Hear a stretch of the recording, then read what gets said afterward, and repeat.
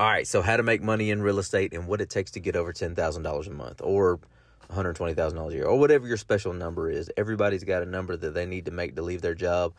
At the time, whenever me and Kristen made this in the beginning, all we really wanted was enough money to make our house payment. Our house payment was like $1,200.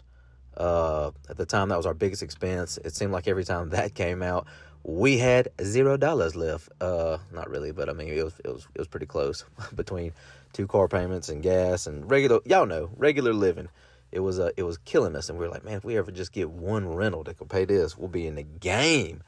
So, whenever we first got into this, we rented our primary home. Our payment was $545, and that's with insurance and taxes and everything. It's the escrow. So we rented our place for $800. All right, so out of that $800, we took the $550 out. We ended up with what, $250, $350, however much it is. And we're like, man, this is the way. All we got to do is get, a few more of these, and we can pay this $1,200 a month. Well, then we buy the trailer park, and the trailer park was making, I want to say it was making like maybe $1,000 a month, maybe a little less. Everybody's rent was super low. And we brought it up just to market standard, which was, I think, $200 a lot at the time. And we went to making, I think, $1,000 extra off of that. So we were able to make the payment and then put $1,000 away. And at that point in time, we had enough to make our house payment, and we were just over the moon happy. We're like, oh my God, we have made it. We're rich. We don't have a mortgage. It was great, but it was only great for a small amount of time, because then things started happening in the trailer park. Water lines started busting. Roads need repair.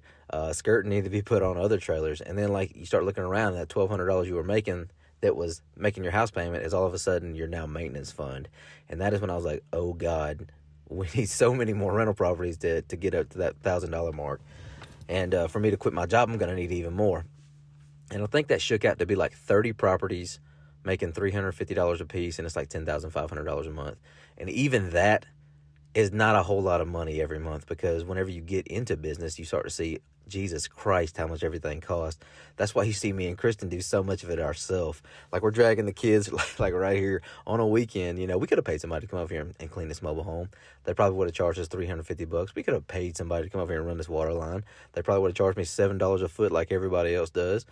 But if you keep doing that, you're not going to have any cash. Like, you got to get out there and learn. And that's what I taught her. I showed her how to run this water line. We went in there and cleaned. We skirt our own homes. We do a lot, but that's what you have to do to save money. Because if not, even when you are making $10,000 a month, it's going to dwindle quickly because things happen. It's like, and take a look around at your own job that you work at. So I work in aircraft maintenance. If it was up to me, these helicopters would fly perfectly every single day and nothing would happen to them. I hate when something happens to them, but it happens every day because that's their business. They fly the crap out of these things, and they're always breaking. The same thing with these mobile homes. Like, people are living in them every day, day in and day out, walking into their front door, slamming it, cutting on the stove, dinging their toe on the floor and messing it up. Just like so many things happen. So $10,000, it seems like a lot of money. Trust me, I used to think the same thing.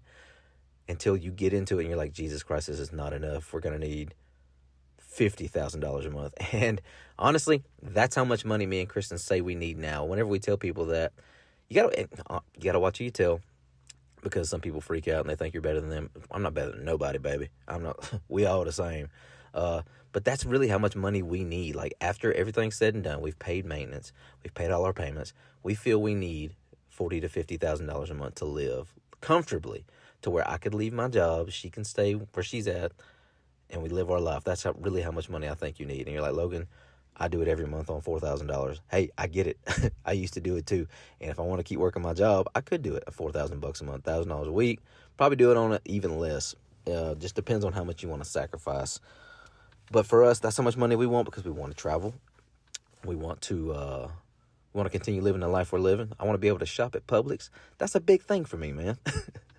But we have figured out now that for us to get to that $50,000 a month mark, we're going to need like 100 plus properties.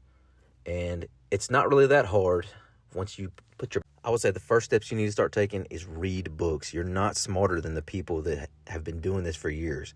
I used to think I was smarter than them. I wasn't. I'm still not.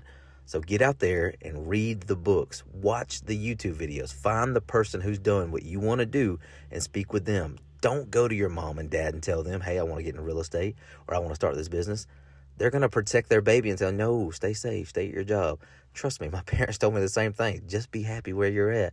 You're doing fine. And they can almost con you into it. But no, if you know that you're destined for something else and you know you're supposed to be making more money, you know you're supposed to be living a different life, you've got to get away from those people. It's not that they're bad for you. It's just that they can't see what you see. So read those books. There's so many YouTubers I wish I could name right now. But like, get on there and just study. Now, don't fall into analysis paralysis where you get too scared, where you don't go invest. I mean, you do need to make a move, but study your ass off. Read your ass off, and I promise you it'll happen fast. Like, before you know it, you'll be making $10,000 a month agreeing with this video going, Logan, you're right. That is definitely not enough. And see, look, I can't even afford Briggs right here. I got to go take him to McDonald's after that. And if you don't know where to start, read Rich Dad Poor Dad. That will ignite the investor inside of you. When you get done with that, read Tax-Free Wealth. And I'm trying to think of a YouTuber. Watch Beardy Brandon. Follow Beardy Brandon on Instagram.